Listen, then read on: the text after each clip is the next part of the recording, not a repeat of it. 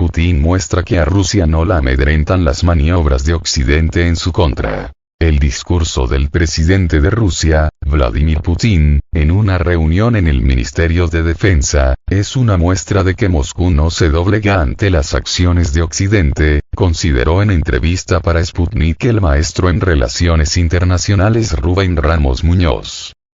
El mandatario ruso señaló en el encuentro que la Organización del Tratado del Atlántico Norte, OTAN, despliega una guerra híbrida contra su país, pues suministra a Kiev información de inteligencia en tiempo real y transfiere armas. Putin también explicó que la actividad del bloque militar está aumentando, lo que calificó como una muestra de su naturaleza agresiva. Como ejemplo, mencionó su despliegue de tropas. Los documentos doctrinales de Estados Unidos contienen directos reclamos a la hegemonía mundial, aseveró el mandatario, quien hizo público en su mensaje que el 95% del armamento de las fuerzas nucleares estratégicas de Rusia está modernizado. En Moscú están atentos por si se requiriera fortalecer aún más la defensa de la línea fronteriza que tiene Rusia. Me parece que quieren dar a conocer ante la comunidad internacional que no les amedrenta para nada las maniobras que han implementado Occidente en su contra, explica el experto. Esto, pondera Ramos Muñoz, se aplicaría principalmente si la OTAN suma más Estados miembros a sus filas en los próximos tiempos.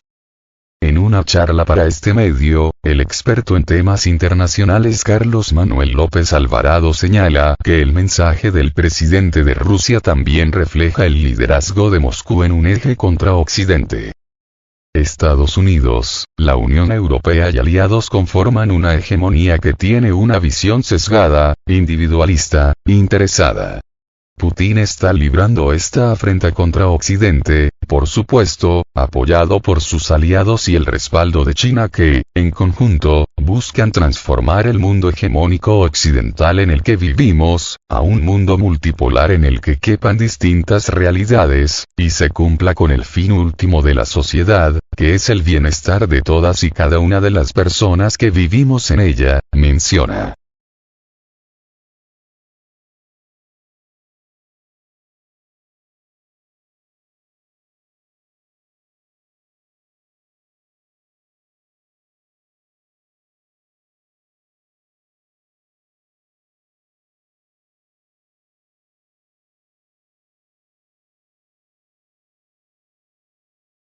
El significado de la guerra híbrida. En su mensaje ante el Ministerio de Defensa ruso, Putin hizo énfasis en que la OTAN tiene una guerra híbrida contra Moscú, y se enfocó específicamente en sectores como el de armamento y labores de inteligencia.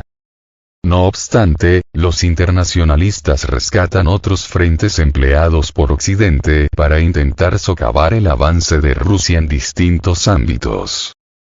Podemos ver la guerra híbrida en los medios de comunicación en general. La información de la que es artífice la OTAN y afines muestra una visión sesgada de lo que significa vivir fuera de Occidente. Todo lo que no es occidental es malo, atrasado, invisibilizado, salvaje, peligroso, puntualiza López Alvarado. Estima, además, que otro tema donde también se tiende a la desinformación es la educación, dado que las universidades tienen financiamientos y contenidos alineados con los principios occidentales. Ramos Muñoz hace énfasis en que los rubros político, económico, diplomático y energético también juegan un papel vital en esta querella, que se exacerbó desde el inicio de la operación militar especial en Ucrania. Las tensiones no pueden verse únicamente como un conflicto tradicional en el que se enfrentan dos tropas, como normalmente lo entendemos, sino que se implican muchísimas cuestiones, sobre todo que tiene implicaciones en el comercio, en la seguridad energética, alimentaria y hemisférica, apunta.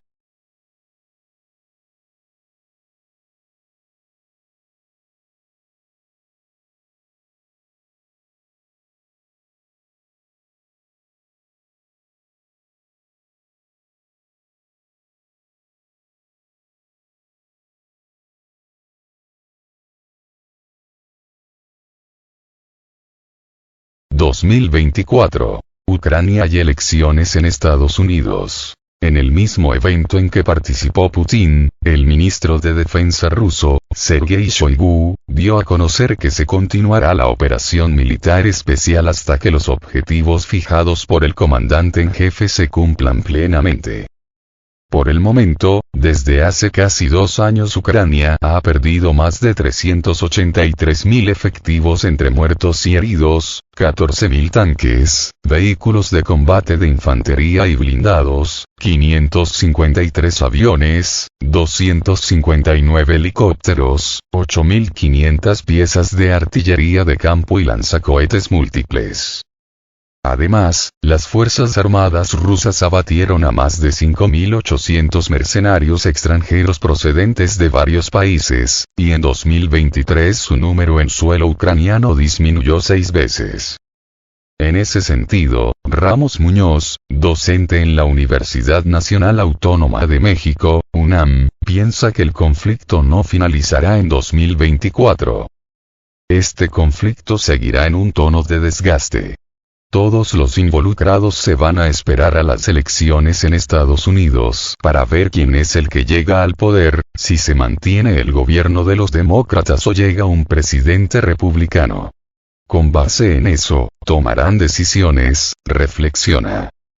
Mientras tanto, López Alvarado, quien también es profesor en la UNAM, dice que, en caso de que un político republicano como Donald Trump llegue a la Casa Blanca, podría transformarse la posición de Washington sobre la operación militar especial en Ucrania, aunque habríamos que esperar.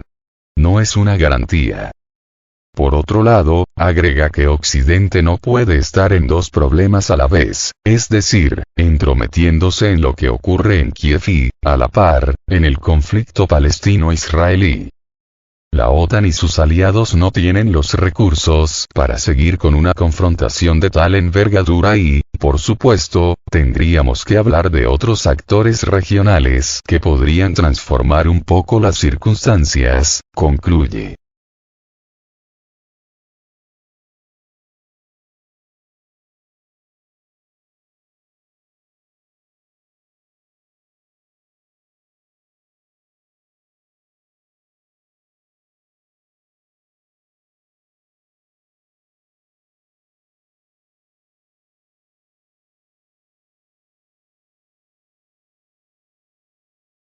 Una trampa para Estados Unidos.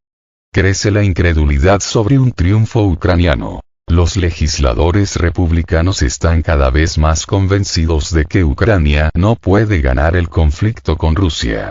Por ello, la ayuda norteamericana a Kiev sigue trabada en el Congreso al tiempo que crece la desconfianza en el desempeño militar ucraniano. Así lo considera Stephen Brien, exfuncionario del Pentágono y analista en temas de defensa, quien se suma a las voces críticas de la postura que ha tomado Washington en los últimos meses, a pesar de la fallida contraofensiva ucraniana lanzada en junio pasado. El problema ucraniano de la administración Biden va más allá de la financiación. Los legisladores comprenden ahora que no se puede ganar la guerra y se preguntan si la administración no se ha metido en una trampa al apoyar a Zelensky, cuestiona el experto en su sitio especializado EA-Ponzi Strategy.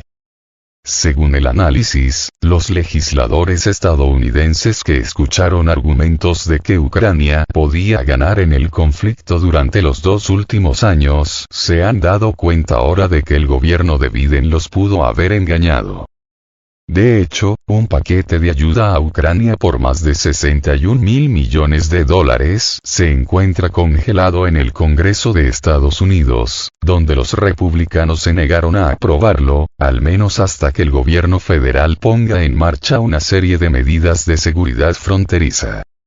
Se trata de un paquete que fue solicitado el pasado 20 de octubre por la Casa Blanca por un total de $106.000 millones en ayuda para Ucrania, para Israel y para otras necesidades de seguridad nacional. Y en caso de que los congresistas estadounidenses aprueben la propuesta, se acabarían destinando $61.400 millones para Kiev.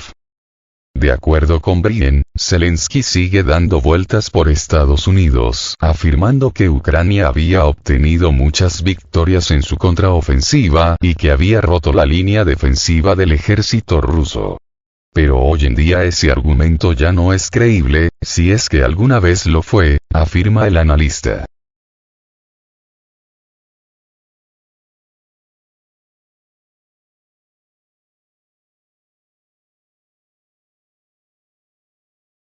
El enviado secreto del Pentágono. El experto sostiene que se avecinan grandes turbulencias en la crisis ucraniana, a la cual fue enviado el teniente general estadounidense Antonio Aguto Jr. con la misión de ser el comandante en la sombra del ejército ucraniano y, de ese modo, sustituir tras bambalinas al ministro de Defensa ucraniano, Valery Zaluzhny. Según el análisis, Aguto debe dirigir a los ucranianos en una estrategia de mantener y construir y decirle a Zelensky que congele el conflicto a más tardar para la próxima primavera. Sin embargo, según Brien, el general norteamericano no podrá mantener las posiciones de las Fuerzas Armadas de Ucrania porque los rusos están avanzando por la mayor parte de la línea de contacto. Además, tampoco podrá construir por los graves problemas de reclutamiento que enfrenta Kiev, dijo. Aunque no habrá elecciones en Ucrania, existe descontento.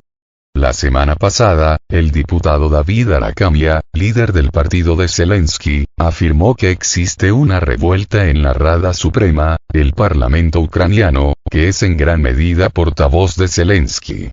Muchos de los diputados han señalado que quieren salir de Ucrania lo antes posible. Algunos ya se han ido. Esto es señal de un barco que se hunde y de la pérdida de confianza en el máximo dirigente, afirma Brien.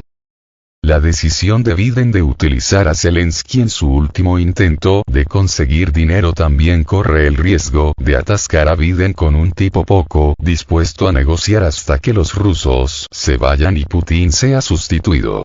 Esa no es una receta para poner fin al conflicto en curso, concluye el experto.